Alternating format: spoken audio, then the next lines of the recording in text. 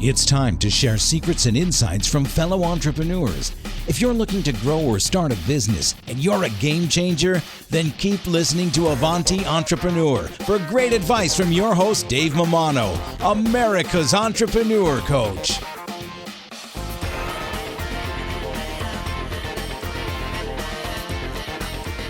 Hey, Avanti Tribe, Dave Mammano here. Just want to thank our sponsor, Paychex. You know, Paychex, they make it simple for businesses of all sizes to pay and manage their team. They make payroll easy with employee pay options, including direct deposit, checks, pay cards, and so much more. Founded over 4 decades ago to relieve the complexity of running a business so that the owners can focus on what matters most.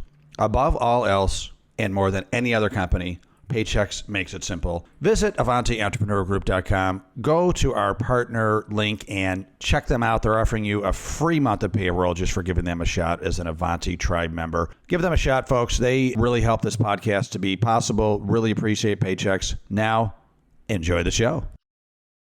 Hello and welcome to the Avanti Entrepreneur Podcast. I am Dave Mammano, your host.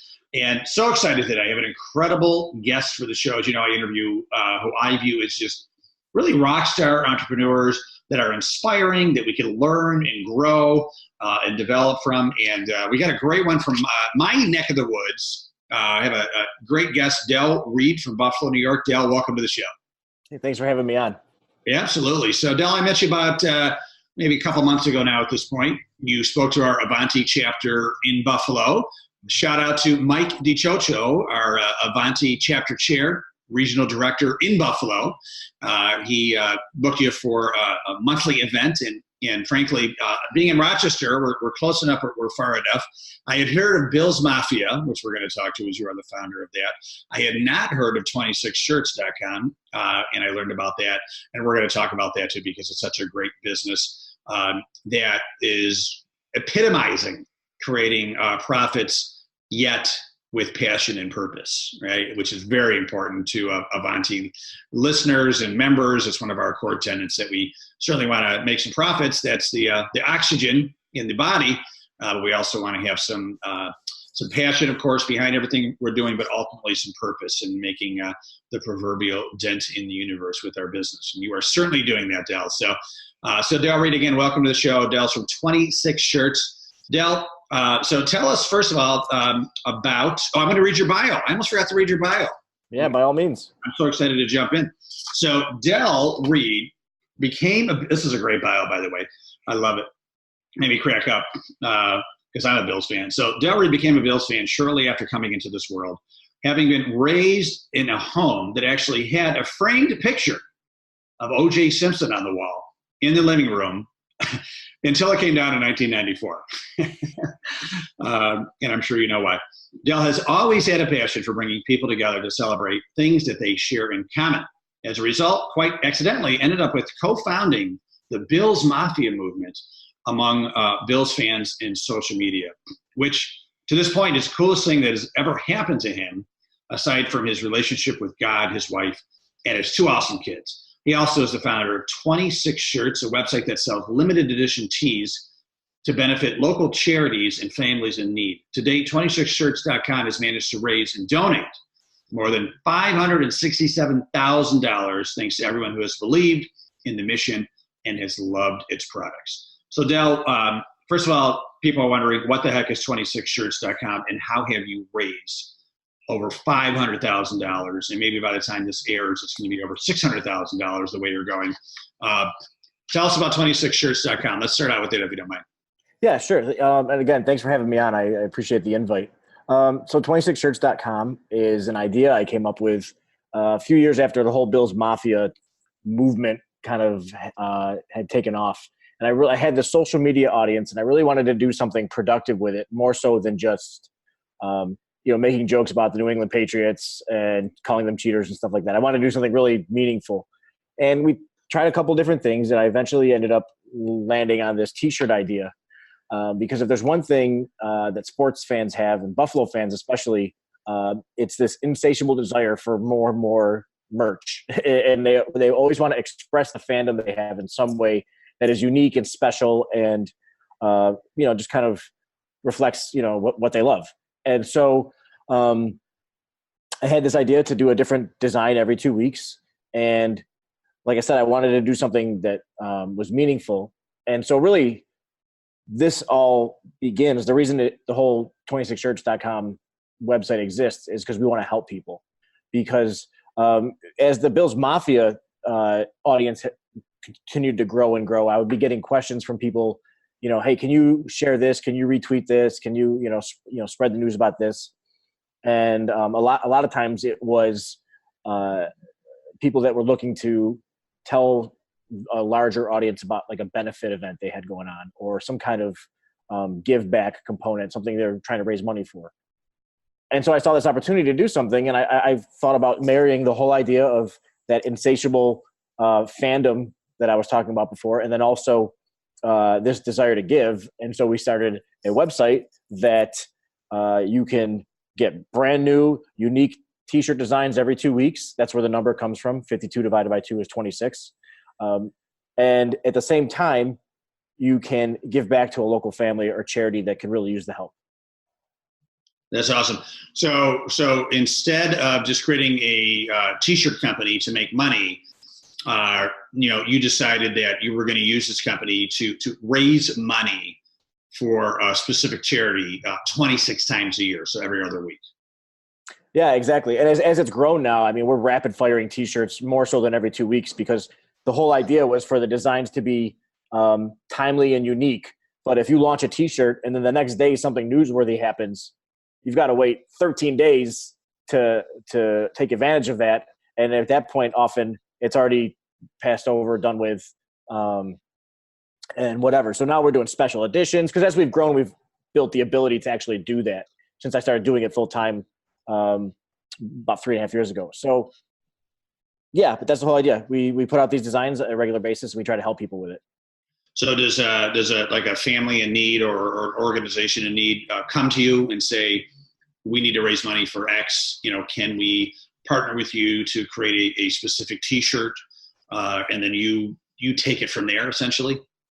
Yeah, the designs often don't involve the family, because a lot of times somebody will approach us like, hey, I want to do a shirt to help my grandson, Jimmy, or whatever. And can it say Jimmy's name on it? And that's one thing where we always push back. We're like, listen, no disrespect to Jimmy, but our goal is to make as much money for Jimmy as we can. So we're not going to put his name. There's not going to be an allusion to necessarily what the cause is, like 99% of the time, because we're just trying to tap in to that vein of fandom and redirect a little bit of it towards, in this case, Jimmy, right? So the designs are often independent of the cause we're helping. But yeah, they will approach us and say, hey, here's a need. Can you help us?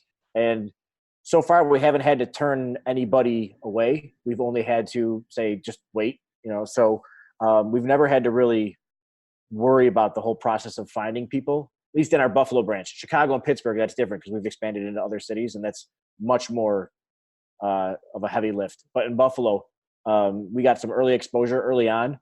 When the idea launched, I had the opportunity to speak on the local news, and it just kind of blew up from there. So we've had like a 6-month waiting list for 3.5 years now. It's always about 6 months out. Incredible. So, all right. So I just wanted to really get clear what 26 Shirts is for everybody. Now let's back up and start at the beginning of the journey. If I remember correctly, you were working at Roswell Cancer Institute, right? Yep. And this is even before Bills Mafia and everything, right? So, so take us back there and bring us back to the beginning of the journey that led to Bills Mafia, which you didn't mean to do, if I remember correctly, which led to 26 Shirts, which once again you didn't really mean to do. God was leading you in a beautiful direction to help people, and you were just kind of following the path, right? So, bring us back to how it all started. Yeah, so I've always been a huge Bills fan, as you mentioned in that bio. Some families have the Pope on the wall. We had O.J. Simpson. And did you have the Pope on another wall? Yeah. So, So I worked at Roswell started working there in 2001 as the first web developer they ever hired. That was like an age ago now when you think about web development, what I used to build back then and like what you see on the web now. But I was there until 2015, And that obviously that undercurrent was always, I was a huge Bills fan. So I was tech savvy. I was always kind of drawn to, like different, gadgets and different, electronic stuff. So, with the advent of social media and Twitter and all of that, signed up for a Twitter account and immediately started looking for Bills fans. So, and there wasn't anybody there when I joined Twitter in 2008. It was almost all just, tech, tech discussion, at least from what I was able to find. Didn't seem to be a lot of like football or sports or anything. But the whole platform kind of really interested me. So I would actually force myself sometimes to pay attention to these things going on in the tech world, which even weren't really specific to what I was doing. But the whole concept of the communication really kind of pulled me in. So then if you fast forward to maybe about a year later, in 2009, it was right around the NFL draft.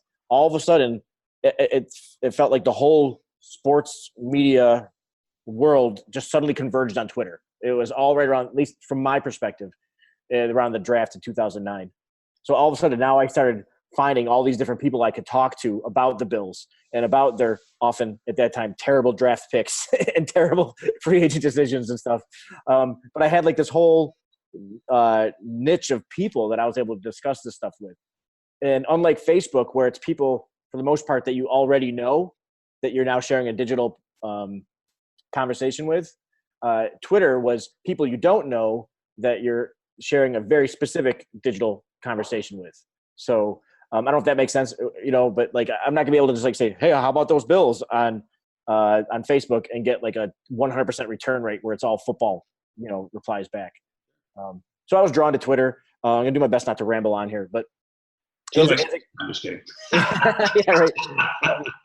You're good. You're good. Keep it going, brother. Long story short, too late. No. So as this football community on Twitter started to grow, I developed relationships with a lot of different Bills fans across the country. And in 2011, and there's a whole backstory to that, but to save time, I made the joke about calling 4 or 5 of us the Bills Mafia, and it was just a joke, really. It was just a one-liner, and it kind of got some laughs, and that was about the end of it. And then a couple times over the summer, it kept coming back up to the point where in August or July of 2011, some of the players started to see it, and they started using it, and all of a sudden it started to snowball.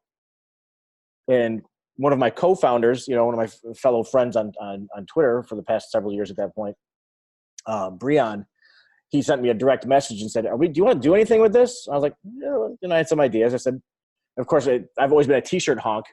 And so I said, I could do this t-shirt design and, see if it goes over, So I created the website, and it was more of a blog at that point. It still is.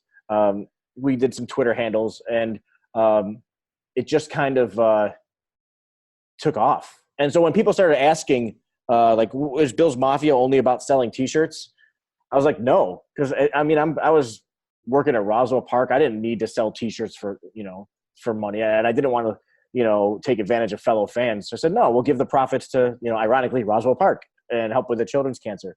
And I think that actually kind of helped with that early traction when it came to Bill's Mafia and everything, that we didn't make it about us. We didn't view it as an opportunity for us to take advantage of fellow fans. And I've always tried to stress that this is something that belongs to everybody. And it's we've kind of tried to carry that through over the years. And I know that's the short story. So we're almost 8 years into it now. I think my first tweet where I actually said Bill's Mafia was almost 8. It'll be 8 years next month. So it's a long time. It's been a long time. And do you judge it by the number of people in the Facebook group as far as how many members are in the Bills Mafia? No, it's not. It's nothing like that. In fact, there's so many Facebook groups and there's so many other online presences that have kind of used that term that's why I also, just non-confrontational. It belongs to everybody. I'm not going to fight with people and say like, this is something I started and this belongs to me. It belongs to everybody, But yeah, if you love the Bills, then you're already a member, whether you acknowledge that name or not, that's all it is. because some people early on said you should charge membership fees and give out little cards and stuff. I was like, no, I don't want to make it something that a Bills fan has to do work to be a part of or pay money to be a part of. It's just like, if you love the Bills, then you're a part of it. Well, that's such a great way to go. And it just makes it that much, more incredible because no one owns it, right? It's just like you started the movement, but you're like, hey, let its own momentum carry it as far as it can, right? And so I love that. And it probably keeps you out of trouble with the Buffalo Bills suing you for trademark rights too. So. Yeah, there's probably that angle as well too. But I think most people in the community and hopefully in the front office over there, they know that I'm not trying to take advantage of anything. Have the Bills have they given you any problems with what you're doing, Buffalo Bills? No, I've had conversations with them over the past 8 years about different things, but it's never been anything contentious. There's obviously certain, and this is with the shirts as well. There's certain things you can and can't do, and they've been gracious. Honestly, like my first meeting with them was in 2011. I don't know if anybody I met with that day is even still employed by the team, right. but they were very gracious, and they said, hey, if you're looking to do this, just make sure you don't do this. And they're always very firm, like we will protect our marks because they're obligated to. So, right. But yeah, there's been no drama and anything like that. There's I think that we're all on the same page in terms of what this is and what it's about. Well, it's very smart of them too, because you created a fan movement that's made created more passionate, even more passionate Buffalo Bills fans, right? It reminds me. So when I was in high school and college, I used to follow the Grateful Dead, right? And we were allowed to tape their shows, right, on cassettes, right? And couldn't do that at any other concert, right? Trademark infringement, the music mafia for real, right? Like you couldn't do that. And Grateful Dead were like, no, go ahead, because we were making bootlegs, right? And we were sharing the music with each other. And they were so smart that they were okay with that they became the #1 touring band in the country, right? And it was, I don't know if it probably, just like you, it probably was not intentional. But what happened was, just by their giving spirit, they created a movement more and more and more. And, you go to, at that time, Rich Stadium, and there would be 80,000 people there to see the Grateful Dead. So they made their money at the concerts, and like I said, whether it was, intentional or not, brilliant move, right? Let the crowd, the public crowd, take the movement naturally where it should be. And so I think it's a smart idea, smart move. Yeah, thanks. There's one thing I've seen in social media or, just internet memes over the years is someone will get a little taste of, is virality a word? Like something, they'll do something that it'll, all of a sudden, like everybody knows who this person is or knows what this person's talking about. They do something that goes viral.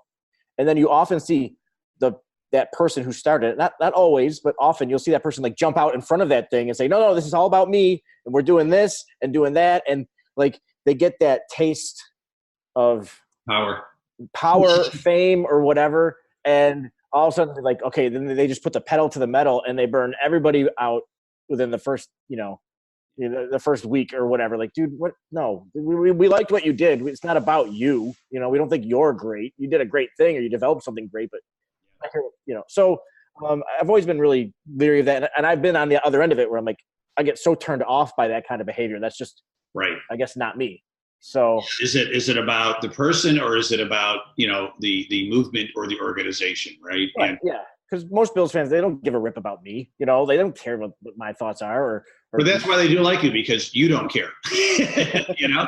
And what a great lesson just for any business, right? You have to ask yourself as the founder of the company, and often the ego of the founder, is it about the founder or is it about the company? Mm-hmm. And when is the right time for the founder to step aside for the benefit, the best thing for the company, right? A lot of founders will start a company and they grow to $1 million, $2 million, $3 million, and then it just stops, right? Because the founder isn't the right person to bring it to the next level. So they have to be able to admit that and put their ego in their back pocket and say, okay, I'll have to step aside and play another role, but let's bring in somebody who is the right person to bring it from, 2 million to 10 million. And again, But that takes a bold leader, right, to put the ego in the back pocket and be okay with that. And with Avanti, I didn't want to make it about me, right? We have Avanti Entrepreneur Network. That's the company, right? I've got another website, davidmammano.com, and that's where I do my speaking and sell my books. Avanti, I love it. I founded it. It's my passion. But listen, someday if I step aside, it's not the Mammano Entrepreneur Group. It's the Avanti Entrepreneur Network.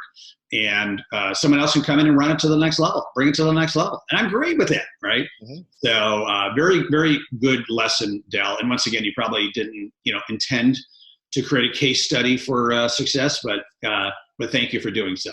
My pleasure.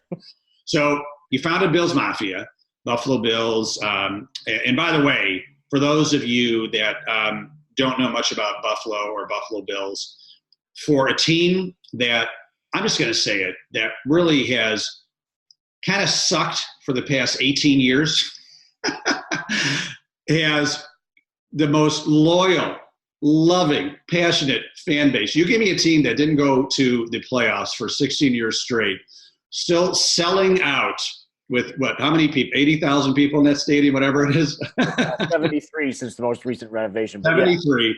Not making the playoffs for 16 years straight and still selling out the stadium game after game after game. Those are passionate fans, right? And a great community.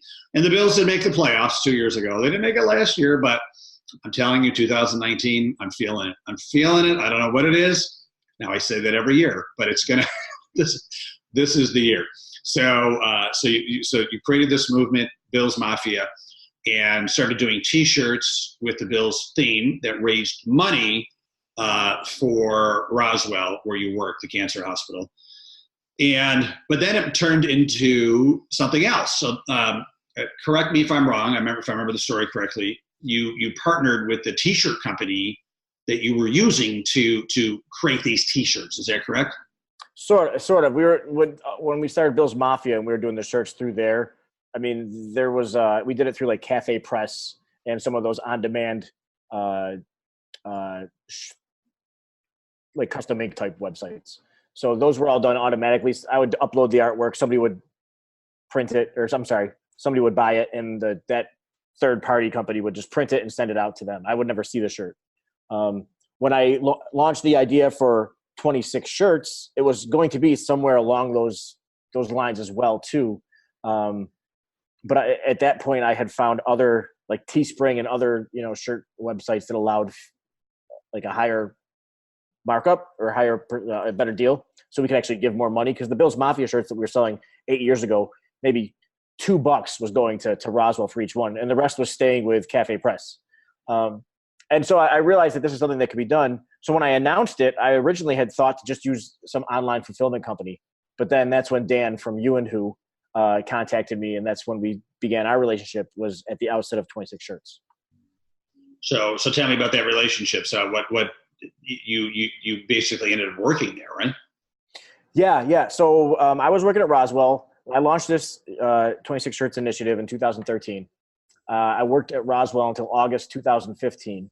The 26 Shirts for those 2 years was really just a hobby that I would do at night and on the weekends and stuff. During that whole time, I never got any money for it. It was, most of the money was all going out the door to the family, and obviously operating costs for the business and stuff. But it just and I was only going to do it for a year. It was going to be like, that's why it was called 26 Shirts, because we were going to do 26, and that was going to be the period at the end of the sentence, and that was it. But it just, very early on, I saw like, oh my goodness, there's potential here. And so we decided to do another round. Once the first one ended, we said, we'll keep doing volumes. And about halfway through that second volume is when I got laid off from Roswell. And then that's when Dan brought me on as a 50% owner of You and Who, because at that point, 26 Shirts was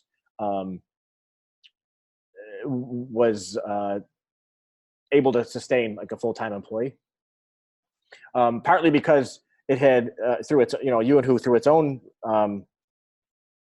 history, had chosen not to backfill positions when people left. And so I told them, I want this idea to succeed. So I'll come in at night. I'll come in on the weekends. Don't pay me a cent. I just want this 26 Shirts thing to succeed because I believe in it. I don't want to stop helping people.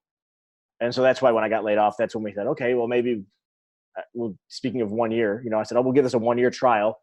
And if I can, if in August 2016, we're still afloat and I'm still paying my bills at home, then I'll decide not to go and look for a job, a full-time job elsewhere. So, needless to say, about 6 months into that 1 year trial after leaving Roswell, we had to hire somebody because the work was too much. So it really was just waiting for somebody to put a little bit more time and effort into it. And it's really kind of exploded.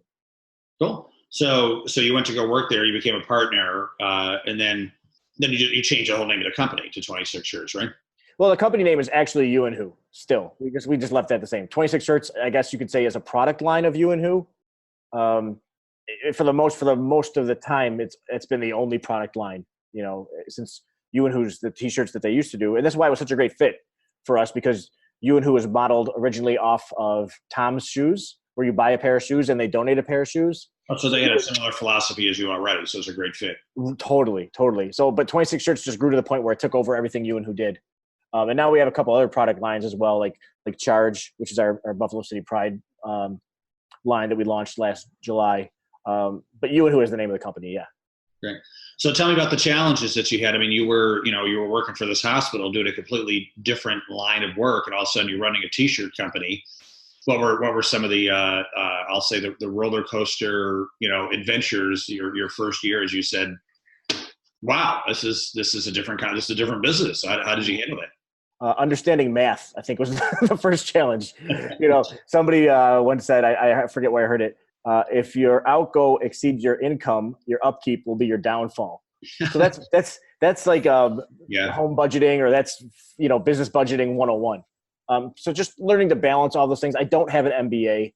I took a couple business classes in high school. Yeah. I have a calculator app on my phone so I can do numbers. But that's honestly been the biggest struggle, is not knowing what I don't know. And so there's all kinds of things that have come up, especially in that first year, where I didn't know not to do that thing, or I didn't know that, I should have done this or whatever. And thankfully, by the grace of God, all those mistakes were the kinds of mistakes that were easy to recover from. None of them were detrimental. So a couple of them were like, well, if I do that again, there's not going to be any more company. So, but I've managed to, hopefully learn from those mistakes, and it's really a trial and error process. I'm still learning stuff. Yeah. Did you, being a guy that wasn't familiar with the industry, and then coming in, so kind of seeing the forest through the trees, whatever that saying is, right? Were you able to bring any different ideas or perspectives to the current owner and to the business that kind of, saved money or changed processes, anything like that? A couple different things, that I was, not really going to get into it in terms of how we handle certain aspects of the business, but there's been a couple of times where we've had to make hard decisions, and I've kind of spurred that on. And it's always been basically part of like, if we're not around, we can't help anybody, so a lot of different things like that when you have to weigh those kinds of decisions and stuff like that. But in terms of joining a new industry, so because Dan and I, we worked hand in hand from the very beginning of 26 Shirts, so I didn't really have to teach him anything as I came on. But and like I said before, we were so similarly minded in terms of how we wanted to give back to our fellow man. But I've learned a lot of things just about the t-shirt industry in general, and a lot of things I don't like in terms of how I see others doing what they do, and I've just chosen we're not going to go that route. We're always going to do the right thing. Just in terms of like even like intellectual property, like we'll get stuff submitted to us sometimes, and there's one example that happened in the past where we honestly thought everything was okay. We published a shirt, and then we realized, not because of any lawyers, but a fellow fan pointed out and said, "Hey, that design was actually my dad had that shirt 25 years ago," and so. He sent us a picture of the shirt. It was the exact same design for all intents and purposes that we had at that time. And so instead of like hoping we could get away with it, like a lot of shirt companies probably would, and we're never going to get it. We're never going to hear about that. We chose to actually not go that route, and we took it down. We put up a replacement design instead. But there's so much. A lot of t-shirt companies are very liberal with what they'll put on shirts. Like we've had our own designs we've found being sold on t-shirt websites on the internet, and that sucks. You know what I mean? It's one thing to do a parody or to do something that's inspired by something, but to just lift it and just place it on your own shirt, I think is slimy. Terrible. Well, and they'll get their answer, right? They'll be taken care of. Karma will take care of them. So I'm sure that all these charities have been special to you. You've helped raise money for. Are there, is there one that just stands out where you're just like, oh, so proud of what we're able to do for this person or this organization? A lot of the ones we do that involve little kids, those are the ones that are the most important. There's only been a couple times where I've actually physically handed over a check to a family, because a lot of times we just do it all through like automated web banking and stuff. We just say, okay, plus, because you're not going to make a big deal out of it. These families are often dealing with, bigger things in their lives at that time. So you don't want to hey, can we do a check presentation? But there's been a couple times where we've actually been able to hand over a physical check, and it feels so good. The Orchard Park design we did in 2015 originally, that was really great. We helped a little girl named Livy, who was fighting leukemia, and she beat the pants off of it, which is awesome. We did a Buffalosaurus Rex shirt earlier that year, which was our best-selling design shirt in Buffalo ever to date still. We raised $17,000 for a family whose daughter had leukemia. And I'm not familiar with that family's finances, and I don't ask. But for the average family, we probably helped pay their mortgage for a year. That was one more thing they didn't have to worry about, so they could focus on their daughter. So anytime we're able to help a family like that, that's really special. Yeah, how gratifying. I'm part of this organization called Small Giants, and it's about companies that, certainly care about profits, right? Because like I said before, it's the oxygen. Profits are the oxygen, right? And like you said too, if there's no business, you can't help anybody. But the Small Giants community, we're also so concerned about not forgetting why we got into the business in the first place, right? Some people will kind of sacrifice those original dreams and values and philosophies to just see how big they can get and how profitable they can get. And Small Giant companies are, you remind me of one, because even more so because of the charity work you're doing or raising money for. But it's more about let's not sacrifice the values and the purpose of why we got into business just in order to grow, right? And there's some very big Small Giants, right?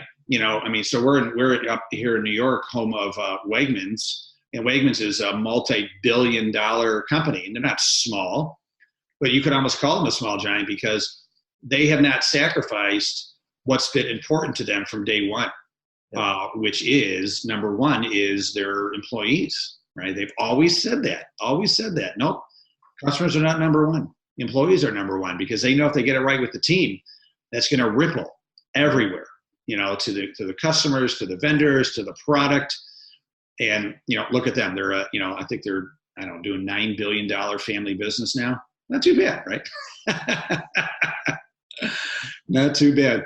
And they're making tons of profits, so God bless them. I mean, they're, that's what you're supposed to do in business, right? And they're helping out a lot of organizations too. But I love that, I'm trying to say is I love the philosophy of what you're doing, because you gotta pay your mortgage, right? You got kids, you gotta feed them, you got to feed the family and maybe, make it to a couple Buffalo Bills games yourself, right? But you've carved out a way to help others along the way, and not made it about Del Reid, not made it about I'm going to be this famous, awesome guy that everyone's going to love because I'm helping out. It's not about you, but therefore that endears people to you even more. So, like it or not, Del, it is about you to some extent, just because, I think you're just such a likable guy. I appreciate that. Thank you. But you're not even trying to be. It's just like this natural innate thing, So really, really like what you're doing. So besides, being able to donate to great causes. From a total business perspective, what is your favorite part of the business? What do you really enjoy doing, and what do you not like doing, and how do you avoid doing that stuff?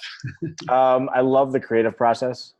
We have an amazing creative director, artist on staff who designs probably half of the shirts we do nowadays, maybe more.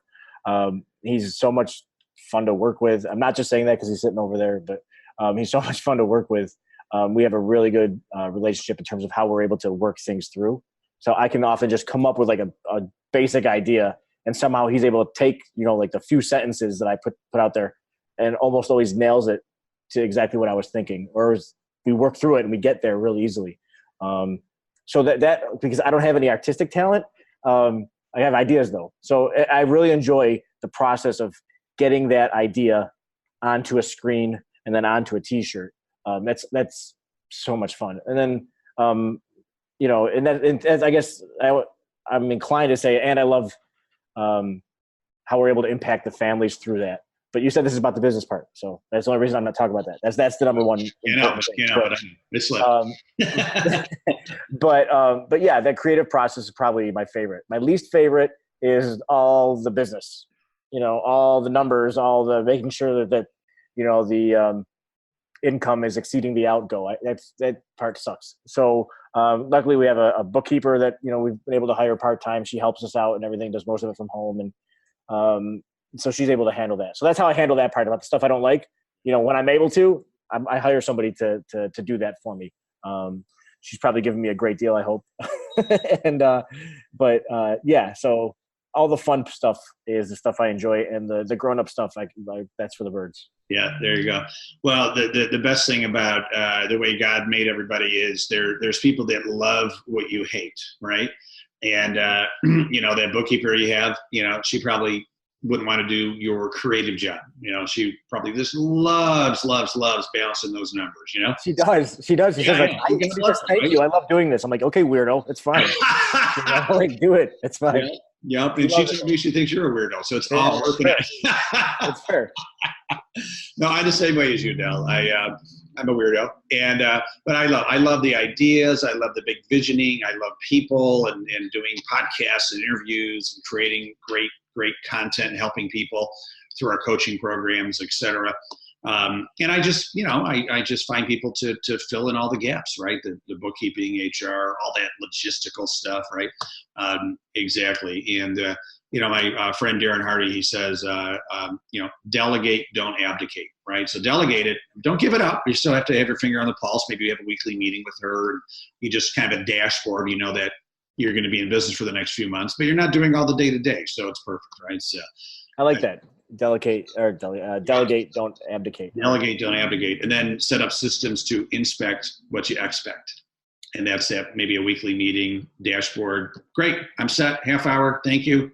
I'm going to move on to the fun stuff, right? So, Dale, last question, and I'll let you go. What's next? Where, if you look the next, year from now, what is 26 Shirts doing? Yeah, we are hoping to expand further into Chicago and Pittsburgh, or go deeper into those cities. About a year into doing all this, shortly after we kicked off Volume 2, we decided to try a Chicago line. And then when I came on full time, I was like, all right, maybe we can do a Pittsburgh line as well too. Those were our two cities on our short list that we had always.